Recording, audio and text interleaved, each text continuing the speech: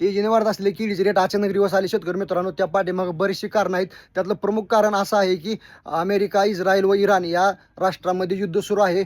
इराणने आणीबाणी लावली आहे, त्यामुळे आपलं एक्सपोर्ट थांबलेलं आहे. एक्सपोर्ट थांबल्यामुळे काय विषय झालेला आहे की व्यापार वर्ग रिस्क घेत नाही कारण इराण थ्रू अफगाणिस्तानला जाणारा माल असेल किंवा इराणमधला माल असेल तो पूर्णपणे थांबलेला आहे. इराणला माल आपला जो जातो ना, इराणला माल जायचं प्रमाण जास्त आहे कारण तिथं प्रॉफिट व्यापार वर्गाला जास्त राहतो. मग प्रॉफिट जास्त राहतो. इराणचं एक्सपोर्ट बंद झाल्यामुळं मालाची सप्लायचं प्रमाण कमी झालेलं आहे. त्यामुळं हे रेट रिवर्स आलेल्या शेतकरी मित्रांनो, ही काय परिस्थिती कंटिन्यू राहणार नाही. ही परिस्थिती 10-15 दिवस राहणार आहे. त्यामुळे तुमचा माल जो काय नैसर्गिकरित्या फुगत आहे तो तसाच फुगू द्या. तुम्ही काय त्याला विविध खते देऊन लवकर वरून आणण्याचा प्रयत्न करू नका. तुम्हाला तुमचं आर्थिक नुकसान या ठिकाणी होणार आहे. त्यामुळे जो काय माल नॅचरलरित्या फुगतोय तो फुगू द्या. आणि त्या पाठीमागं तुम्हाला सांगतो, व्यापारी सुद्धा ह्या संधीचा फायदा घेत आहेत. त्यामुळे मी अजून सुद्धा सांगतोय, मराठी बांधवांनो, मराठी पोरांनो, तुम्ही सुद्धा व्यापार चालू करा.